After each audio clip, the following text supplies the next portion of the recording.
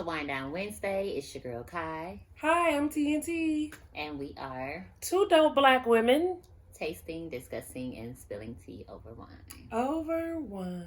Well, welcome back, y'all. Today we have a special episode for you guys. And before we get started with that, we're going to do the tea bag segment. So this tea bag topic was actually submitted by one of our Wineoisseurs.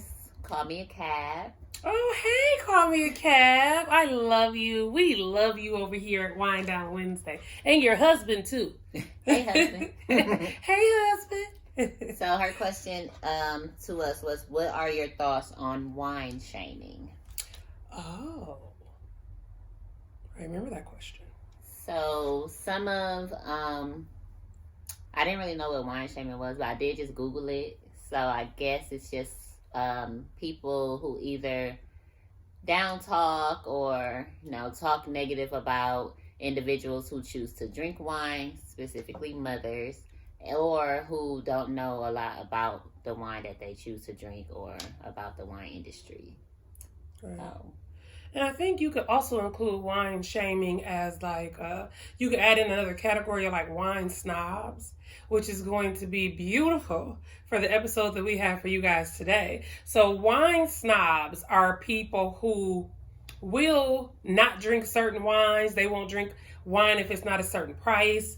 They won't drink wine if the grapes didn't grow where the sun was shining on the east. They are really, really particular and picky and snobbish and bougie about the wines that they will drink. And then, like Kai said, they'll wine shame people who don't do the same as them. And so, have I ever been wine shamed? No, I don't think I've ever been wine shamed because we just so happen to be a little bit more progressive when it comes to the people who are in our lives and wine. So we're usually the ones that are educating people on wine or having people try something different, or we like this, we thought you might like it. So we're a little bit more progressive. So I guess if anybody in our lives would be the wine snobs, it probably would be us. Yeah, in our circle, yeah, we probably are. We probably the wine snobs, but I would never wine shame anybody. If all you like is Moscato, drink you some Moscato. Just for me, find a Moscato with a high alcohol content. That's all I care about. Don't be out here drinking juice, because you could drink juice. Have you ever been wine shamed? I don't know if it'll count as wine shame, but before I got into wine, I just remember one of my exes telling me why you don't drink wine? Don't you supposed to be drinking wine? You a woman, you grown or whatever. And I'm like, okay, but I don't like wine. And then he was like, but don't you feel like you should just be drinking wine when you chilling? And I'm like, no, I'm going to take this vodka, mix it with some lemonade, I'm going to drink this. What are you saying? So that's the only time I could think about being wine shamed. But if I wine shame other people, I probably do, but it's not intentionally. No. It's just I will often give my opinion or whatever. Oh, that's what you're drinking. No, I'm not gonna drink that. She is definitely a wine shamer. Well, no, she's not. She's not. She's right. It ain't in the sense of she look down on people. It's just in the sense of what we drinking. And if you got this and she don't want that, it's oh no, I don't want that. So yes, it's just preference. So I think that's funny. I don't think dude was a wine shamer. I think dude was a drug pusher. It was he was trying to force you to drink. I wouldn't call him like Mean Girls. I'm not an enabler. I'm a pusher. Right. I push you. That's what he was doing. But no, I think that relationship was really toxic. I feel because he wanted you to drink. But I feel he was trying to make me into some other type of woman. Yeah. He was probably trying to make you into some chick that he used to date or whatever. That makes sense. People do that to you.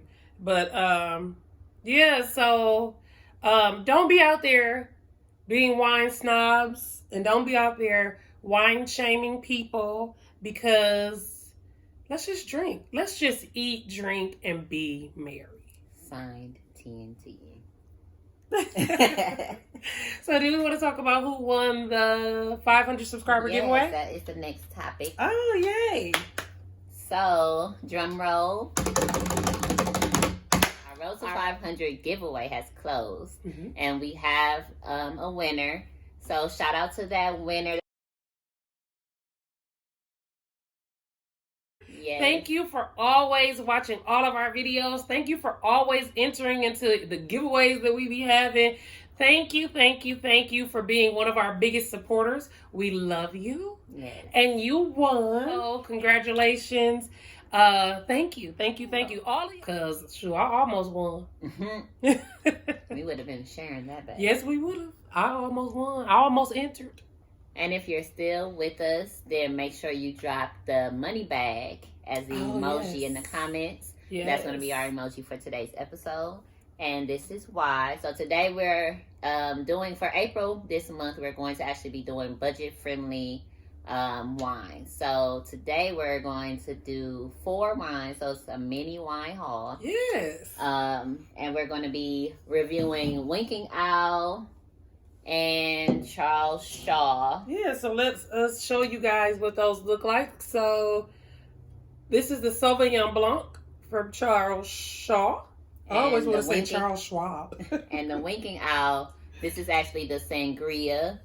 And we also have a Pinot Grigio from that brand. And then we have my favorite Charles Shaw. Who is Charles Shaw? Shaw. Charles Shaw. My favorite Charles Shaw is the white Zinfandel. This one's a good one. It's a good one. Right. And the Winking Owl is from Aldi's grocery store. And Charles Shaw from Trader Joe's. Trader Joe's. Yes. Ew. Fun fact. Did you guys know that Trader Joe's is the luxury line of Aldi's? I didn't know that. Yes. So, Aldi is the more, I guess, how do I put it without shaming people or making it weird? It's like Toyota and Lexus. It's like Toyota and Lexus. That is the perfect example. So, yeah, so with Aldi, it's the more common things that you would get. And then Trader Joe's is the more organic, natural, holistic side. But they're sister companies. Okay. Yeah, they got the same parent. That's cool. Hopefully it's the same both parents, not one parent. Right, they have sisters. That's funny. All these is a little ghetto. Okay, but let's talk about Winking Owl. So Winking Owl is a wine brand from Aldi's, as we stated before. Most of their wines are California wines. It's rumored to be made by a popular Gallo wine brand.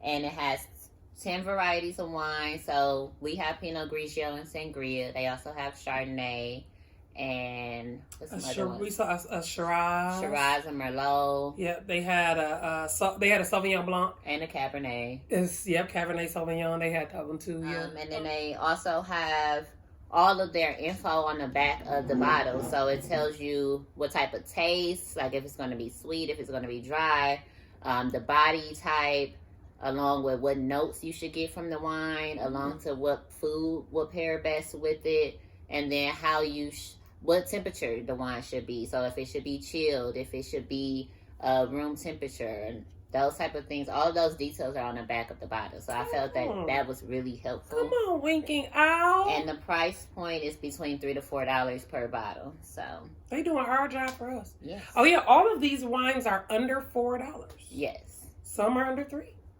So I think we should start with the Winking Owl tasting. Pinot Grigio. I heard that this one was a really good Pinot. So I'm excited. I am. I do like Pinot Grigio now. So now. Okay, so the Pinot Grigio has about 11.5% alcohol. It's considered to be semi-dry. It's light-bodied.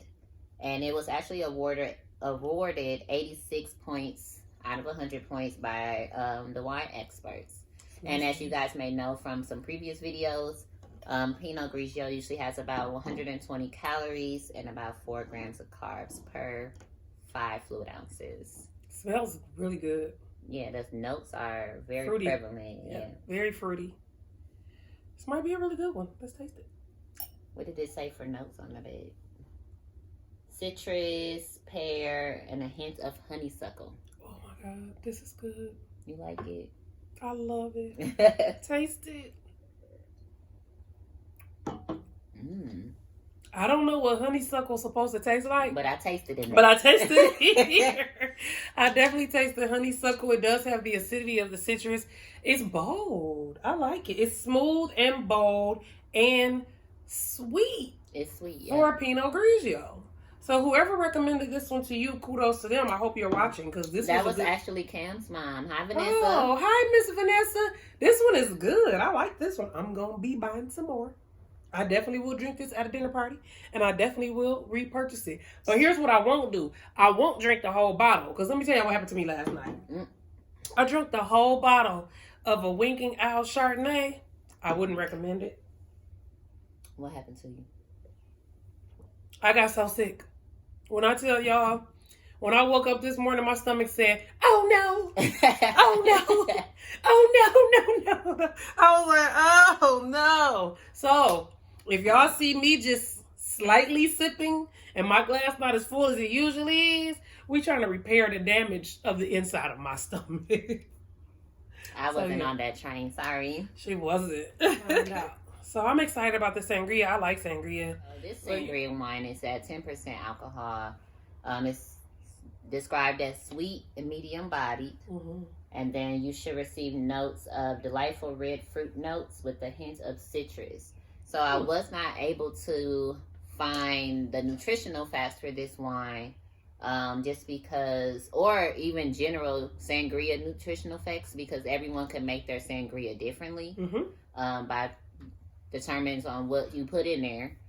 So yeah, but it can range anywhere between 150 to 300 calories depending on what you have in your sangria. A lot of people like to use dark liquor to mix in there, which can contain a lot of sugar, or mix it with other type of things. So yes, smell this and tell me what it smells like to you. I have my idea of what it smells like. It smells like soda. Does it smell like soda to you? A little bit. It smells like soda. It smells like raspberries. And it is medium body. You could tell by the color that it's medium body. It's a really beautiful color. Tastes like soda. It got a tang like soda. It tastes like soda. It's interesting. What's the alcohol content of this one? 10. I mean, if for this to be a sweet red, per se, that's a high alcohol content, but this legit tastes like soda, flat soda, right before it gets too flat and it got that teeny little bit of bubbles left in it. It doesn't have bubbles, but it got a tang to it. I'm getting Stella Rose vibes. It got a tang to it, like soda. So if you are a sweet red drinker, it's not bad. A Stella drinker, as I like to call them, you would probably like this a lot. And then you'll save $7 to $8. And you will have double the alcohol percentage. True. Stella is none. Stella only has 5. Yeah, I would buy it again if I was trying to find a crowd pleaser. That's what that one would be. That one would be a crowd pleaser. You would have nobody who probably would dislike that wine unless they not a sweet one. Unless they don't like sugar or sweet, or if they don't, or they got diabetes or something, they can't have all the sugar, then I probably wouldn't give it to them. But it's good. Okay, so let's talk about what pairs with the Pinot Grigio. So may I see the bottle, please? Because they gave you some suggestions on this bottle. Let's see if it lines up with what we usually have. So on the bottle, it's saying that you would pair it with grilled salmon and creamy pasta, but of course, you guys know we can do better than that. So Pinot Grigio, that sound good, though. It does. Pinot Grigio pairs well with raw vegetables, especially salad, roasted vegetables, starches like potatoes, fried fish. Perfect for fish and chips. You know, if you're going out to a restaurant, you want to pair it with some wine. It pairs best with seafood, light pasta sauces. Okay, I'm saying.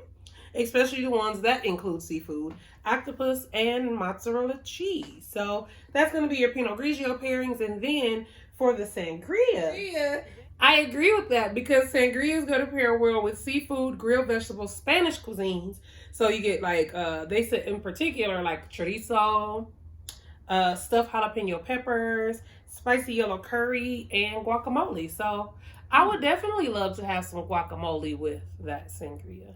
So the next brand is the Charles Shaw, and we have, which was introduced to Trader Joe's in California in 2002. Previously, it was known as the $2 Chuck because it used to be priced at $1.99. Yep. It is now what, $3.99? $2.99. $2.99. So I guess you could still call it $3 Chuck, but it is no longer $2. Then we have the white Zinfandel here. This is at a 10.5 alcohol percentage.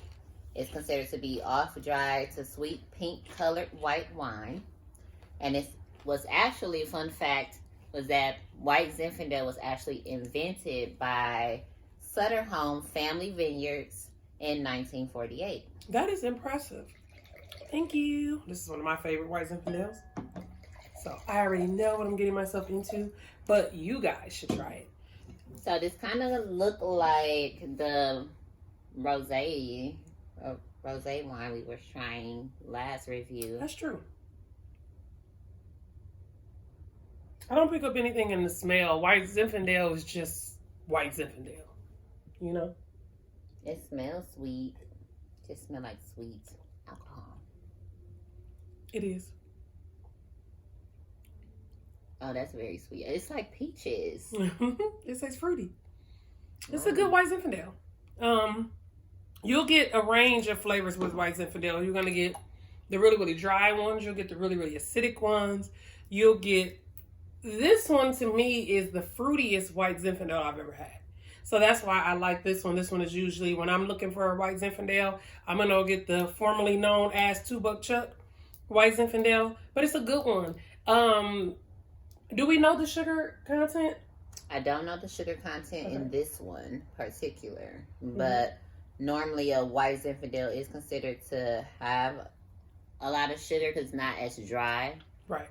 Super smooth. Compared to like your rosés that can range from dry to sweet. So super smooth though. But this would be a really great wine to drink or to make for like a summer party. Oh yeah. To drink in the summertime. A backyard barbecue time. Yeah, it's like if you mix this with like a little, you know, a little white soda like Sprite or something, and then add some fruit. Spritzer. Yeah, I feel like that would be really good. Yeah, this would be a really good wine spritzer. I can see it. Because it's so flavorful. I'm getting like all the fruits up in here right it's now. Very fruity. It's good. You guys should try it. Citrus, peach. And for $3, you can't beat this. No, you can't. It's good. Yeah, I definitely pick up the peach. I would not be shocked if it was a little apricot, you know, in it too. I like that one a lot. But the good thing is, drink some of the sangria, right? Follow it with the white Zinfandel. See, this is why her stomach messed up. It's a next level experience. Y'all gotta try it. Buy both and what they call it, chase one with the other. Thank me later in the comments. White Zinfandel is gonna pair well with cream sauce pasta dishes, fish, pork, bacon, pancetta, mild cheeses, Asian cuisines. I can see that with some shrimp fried rice or no. Not this one. This one was speaking like, I don't know, fruity vibes. Couscous. I can't imagine that with no soy sauce. I would try it. Asian cuisines, couscous, crab cakes. Ooh, a crab cake. Creole foods, and Indian food, and some antipasto and Italian dishes. So that's what's going to pair well with your white Zinfandel. And what's next? Last but not least, we have the Charles Shaw Sauvignon Blanc. Ooh. Here we go. And this one is at an alcohol percentage of 12.5. So this is our highest for the day. Another thing I forgot to mention was the Weekend Owl. A lot of their wines had pretty low alcohol percentages. Right. So we, being us, grabbed the two with the highest alcohol. Which is why we have a Sangria today. Right. And a Pinot Grigio. Right. But that Pinot Grigio was good, though. Yes. Miss Vanessa was right. Sauvignon Blanc, what did I say? 12.5? Mm-hmm. Yep, 12.5.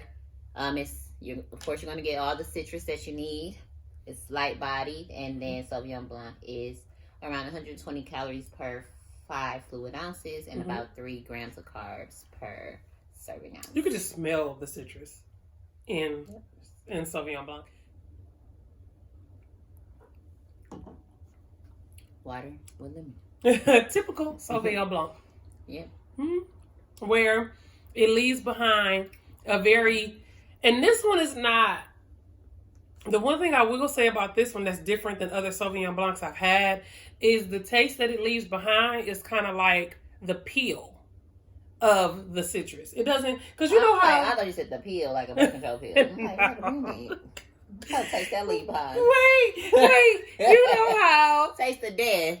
Taste of the death of the kids, okay? Oh no. Okay, no, it's a wine harm. Oh no. Oh no. Oh no. That's what we gotta call the episode. Oh no. Oh no, right. So, you know how the citrus is really refreshing and good and blah, blah, blah. But then if you bite that peel, it gives you a whole different taste, a stronger taste. So that's why they put the zest in the food. So this gives me the zest of the citrus taste instead of the citrus itself. Yeah. It's like a more bitter than a sour. Yeah, stronger bitter. Yeah. It like, and it's not when you drink it, it's when you're done drinking it. It's what is left behind in your mouth. That did not. She said it first. What pairs well with a Sauvignon Blanc? Feta cheese, which I love. Y'all know feta is my favorite. So I definitely want to, goat cheese, pine nuts, chicken, turkey, pork, fatty white fishes, like your catfish, scallops, lobster, shrimp, sushi, green apples, asparagus, chives, tarragon, cilantro, citrus, of course, light cream sauces, sorbet, key lime pie, and mango. Which one was your favorite? Oh, okay. Out of the 4, my favorite was, surprisingly, the Pinot Grigio. Really? Yep. It was really good. That's it has like a sweet, aftertaste. Yeah, it was a toss-up between that one and the Sangria. I really even though y'all know the White Zinfandel is my favorite Charles Shaw. But those two, winking out, was my winner today. I'm going to go with the White Zinfandel. Like, that one really caught me by surprise. I really want to drink some again right now. Go for it. But because I need some wine to cheers with. And the notes, it's just like so bold. It's going to hit you all on your tongue at one time.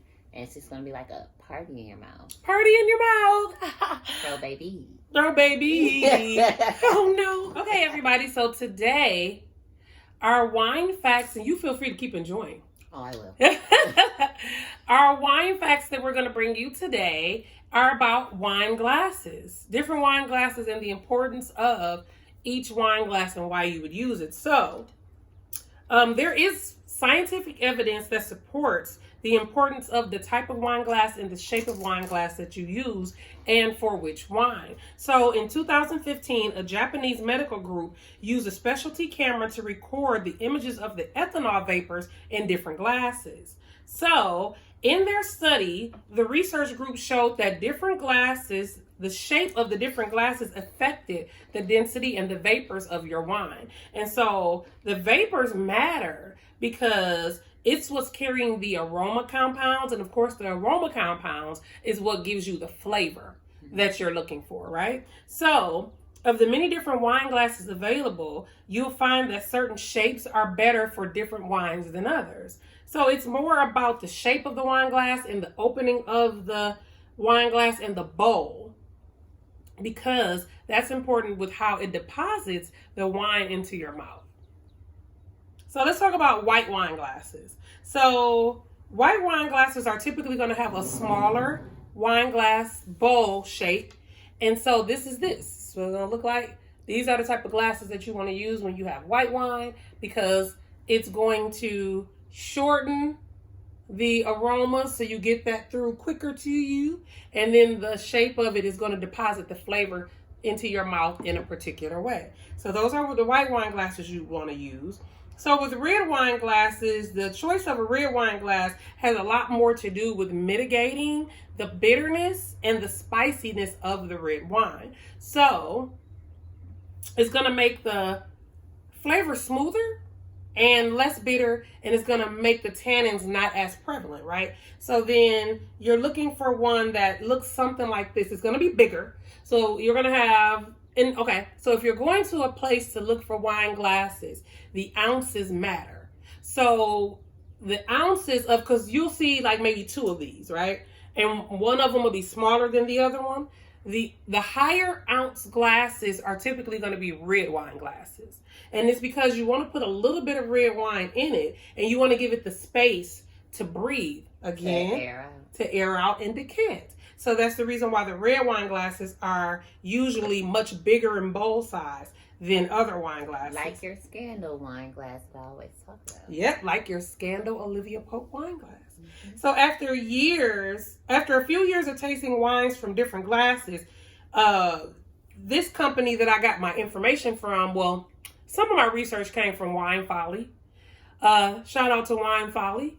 And some of my information just came from knowledge that I've acquired about wine and wine glasses as time has gone on. So citing Wine Folly, they noticed that after a few years of testing, they realized that red wine tastes better in glasses with wider openings. And that's typically what you're going to get when you get a red wine glass with the, bigger bowl size and the wider opening. And of course you want to pick up a couple specialty wine glasses. Like for instance, we have a champagne flute, which also is very similar to a port wine glass. I don't have a port wine glass with us, but a champagne flute and a port wine glass are similar.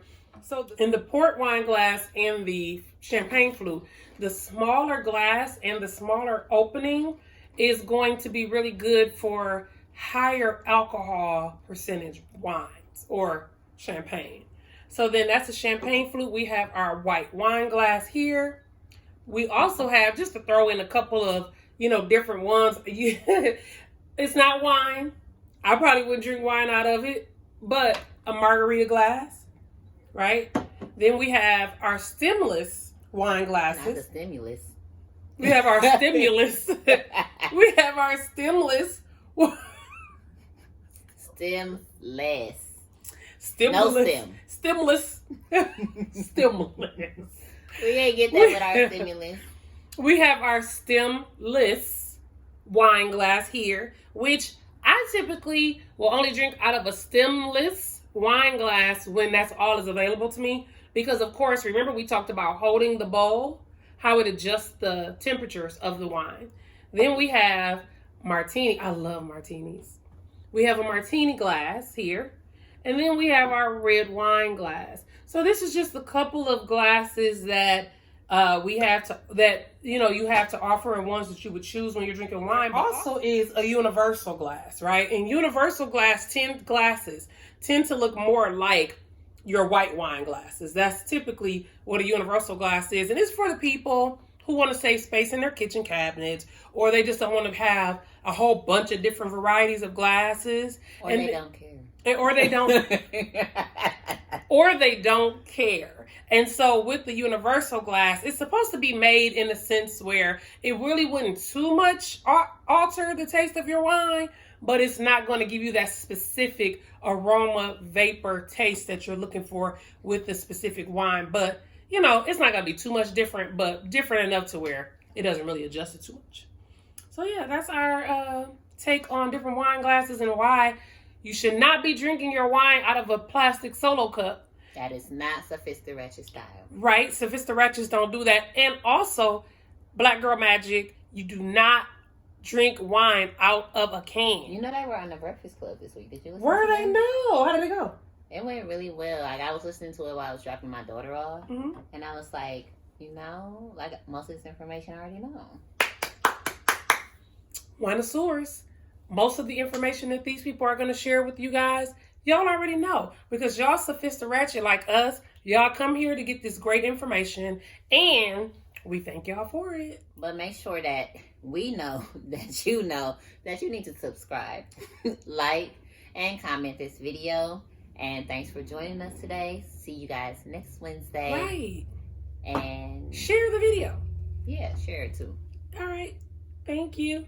Cheers.